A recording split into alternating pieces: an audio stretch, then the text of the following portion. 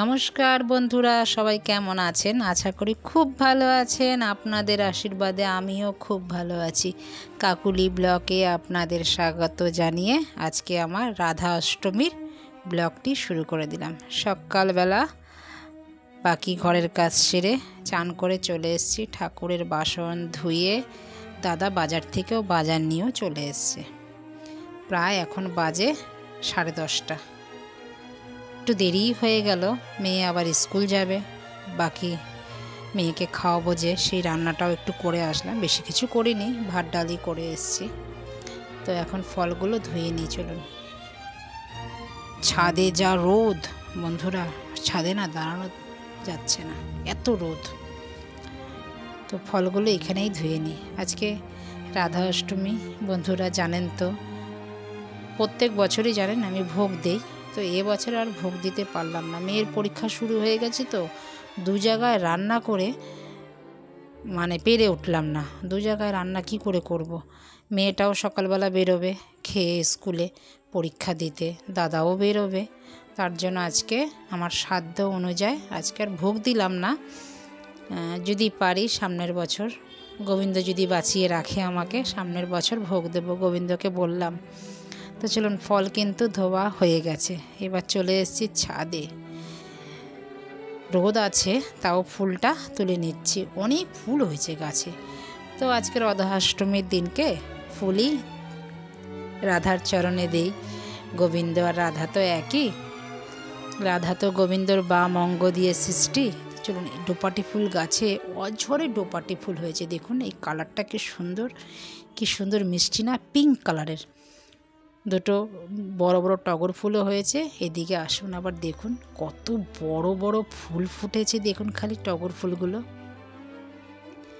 ডোপাটি ফুল, এটা টগর ফুল না, এটা ডোপাটি ফুল। এটা হচ্ছে কালারটা। ডোপাটি ফুল তো জানেন বন্ধুরা, ধরলে পরেই ছেড়ে যায় সব, থোকাটা আর থাকে না।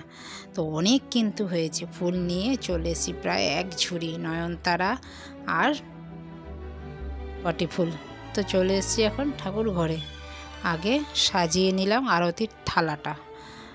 বাসনগুলো যে মেজেছি একটু মুছে তারপরে নিলাম, না হলে না লাল হয়ে যায়, না মুছলেই দাগ পড়ে যায়। তো মুছে আরতির থালাটাও একবারে গুছিয়ে নিলাম। এবার ঠাকুরের সিংহাসনটা ভালো করে একটু ঝেড়ে নিলাম। রোজ রোজ পুজো দিই তো, কিছু ফুল কোথায় ছিটিয়ে টিটিয়ে থাকে, শুকিয়ে যায়। তো সেটাই এখন ঝেড়ে নিলাম। ঝেড়ে নতুন আসন আবার পেতে নিলাম, ওই আগের আসনটা তুলে। আজকে গোবিন্দকে তো অঙ্গরাজ করাবো, তার জন্য আসনটা তুলেই নিলাম, আসনটা পেতে নিলাম। তো এবার গোবিন্দকে অঙ্গরাজ করাবো। গোবিন্দকে নামিয়ে নিয়েছি রত্ন সিংহাসন থেকে।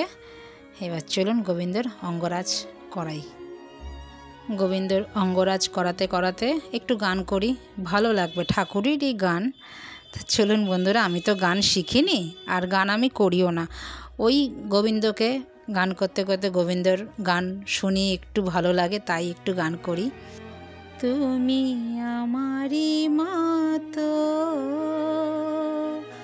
জ্বলিও জ্বলিও, বিরহ কুসুম হার গলেতে পড়িও। তুমি যাইও না যমুনার ঘাটে, নাহা মানিও ননদীর বাধা। বনমালি তুমি পর জনমে হইও রাধা। বনমালি তুমি পর জনমে হইও রাধা। আমারি মতো কান্দিও কান্দিও, কৃষ্ণ কৃষ্ণ নাম বদনে জপিও। তুমি বুঝিবে তখন নারীর বেদন, রাধার প্রাণেও কত ব্যথা। বনমালি তুমি পর জনমে হইও রাধা, তুমি আমারই মতো মরিও মরিও, সে কলঙ্কের হার গলেতে পরিও, তুমি পুরিও তখন আমারই মতন, বুকে লয়ে দুঃখের চিতা, বন মালি তুমি পর জনমে হইও রাধা, বন মালি তুমি পর জনমে হইও রাধা। গান করি না বন্ধুরা, এই গোবিন্দকে সাজাতে সাজাতে একটু গান ভেতর থেকে বেরিয়ে আসলো, তাই একটু গেয়ে নিলাম। ভুল ত্রুটি হলে ক্ষমা করে দেবেন, মার্জনা করবেন। গোবিন্দর ড্রেসটা কেমন হয়েছে বন্ধুরা আমাকে জানাবেন কিন্তু অতি অবশ্য। এটাও আজকে নতুন ড্রেস। গোবিন্দ মানে কৃষ্ণ আর রাধা একই তো, তো আমি কিন্তু গোপালকেই পুজো করে নিই। একই রাধা আর কৃষ্ণ, রাধা কিন্তু কৃষ্ণের বাম অঙ্গ, এটাই জেনে এসেছি ছোটোবেলা থেকে। তো গোবিন্দ পুজো করলেই সব পুজো হয়ে যায়। তো এখন গোবিন্দকে আমি অঙ্গরাজ করাচ্ছি। অঙ্গরাজ করিয়ে তার রত্ন সিংহাসনে তাকে বসাবো, আর মনের মতন করে আজকে সাজাবো। নীল বসন পরিয়ে দিয়েছি আমার গোবিন্দকে আজকে। বন্ধুরা আপনাদের কেমন লাগছে আমার গোবিন্দ? নীল বসন্তে বসন্ত হয়ে গেছে, নীল বসন পড়েছে গোবিন্দ। নীল বসন পড়তে গোবিন্দ কিন্তু খুব ভালোবাসে জানেন। পদ্মটা ফুটিয়ে নি, দেখুন আজকে পদ্মও পেয়েছে দাদা, এত সুন্দর না। ওফ, পদ্মটা একদম মনে হচ্ছে সরোবরে ফুটেছে। গোবিন্দর চরণে যখন দিচ্ছি, ওহ মনটা সত্যি আজকে খুব ভালো হয়ে গেছে গোবিন্দকে সাজাতে পেরে। বাজারের কেনা ফুল আর নিজের গাছের তোলা ফুল, দুই ফুল দিয়ে গোবিন্দকে আজ মনের মতন করে সাজিয়েছি। দেখুন রানী কালার আর পিঙ্ক কালার, কি যে অপরূপ সাজে যে সজ্জিত হয়েছে গোবিন্দ, কি বলবো আর। আপনাদের কেমন লাগছে বন্ধুরা আমাকে কমেন্ট করবেন না? চলুন, গোবিন্দ কিন্তু সেজে রত্ন সিংহাসনে বসেছে। গোবিন্দকে এখন দেব আমার সাধ্য অনুযায়ী ভোগ। তা আরতি করব, আরতির জন্য পুষ্প থালাটা সাজিয়ে নিলাম। এইবার বাকি দেবতাদেরও সাজিয়ে নিচ্ছি। যেই দেবতা যেই ফুলে তুষ্ট থাকেন সেই দেবতাকেই সেই ফুল দিয়েই আমি সাজিয়ে নিচ্ছি। বাবার মাথায় জলও ঢেলে নিই। সবার শ্রীকৃষ্ণের আরাধ্য, দুজন দুজন ছাড়া অসম্পূর্ণ আরাধ্য আর দেবতা। চলুন ভক্তি সহকারে বাবার মাথায় জল ঢেলে, বেলপাতা দিয়ে, নীলকণ্ঠ ফুল দিয়ে, নীলকণ্ঠ বিষ পান করেছিলেন, তার কণ্ঠ তার জন্যই নীলকণ্ঠ, কণ্ঠতে তার নীল বিষ। মার কাছেই শুনেছি, গল্পতে পুরাণ কথায় শুনেছি ভোলে বাবার কণ্ঠতেই বিষ আছে। সমুদ্র মন্থন করে যে বিষ পেয়েছিলেন সে ভোলে বাবার কণ্ঠেতেই আছে। তার জন্যই অনেক সময় বলা হয় বাবাকে নীলকণ্ঠ বাবা।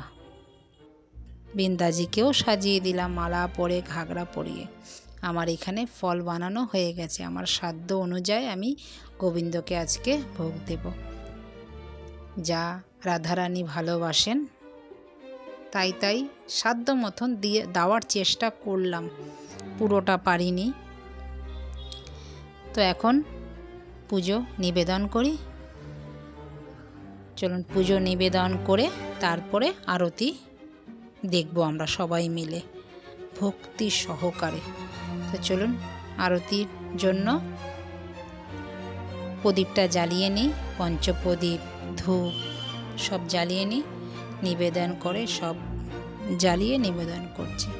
হরে কৃষ্ণ কৃষ্ণ কৃষ্ণ হরে হরে, হরে রাম রাম রাম হরে হরে, হরে কৃষ্ণ কৃষ্ণ কৃষ্ণ হরে হরে, হরে রাম রাম রাম হরে হরে, হরে কৃষ্ণ কৃষ্ণ কৃষ্ণ হরে হরে, হরে রাম রাম রাম হরে হরে।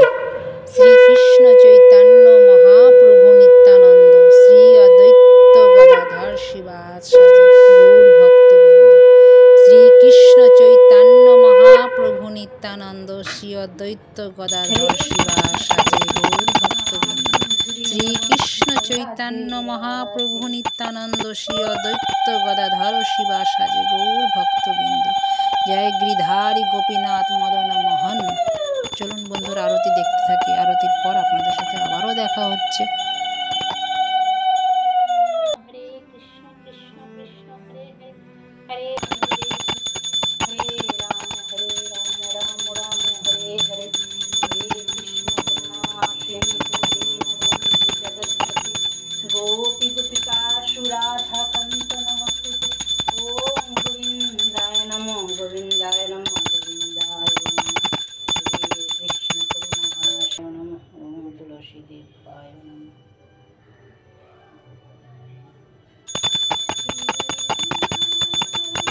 নিত্যানন্দ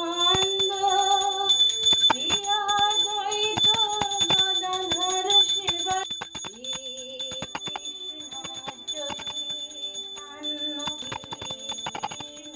চৈতন্য প্রভু নিত্যানন্দ প্রভুপদ জয় প্রভুপদ হরি গোপীনাথ মদন মোহন।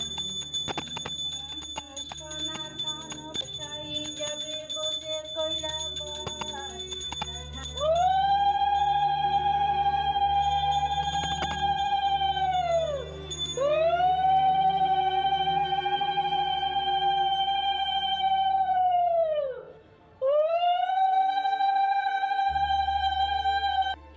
আমার পুজো সম্পূর্ণ হলো। বন্ধুরা আপনাদের কেমন লাগলো? যদি ভালো লেগে থাকে লাইক কমেন্ট শেয়ার করে দেবেন। সবাই ভালো থাকবেন, সুস্থ থাকবেন। দেখা হচ্ছে শিগগিরই নতুন একটি ব্লগে। নমস্কার, টাটা।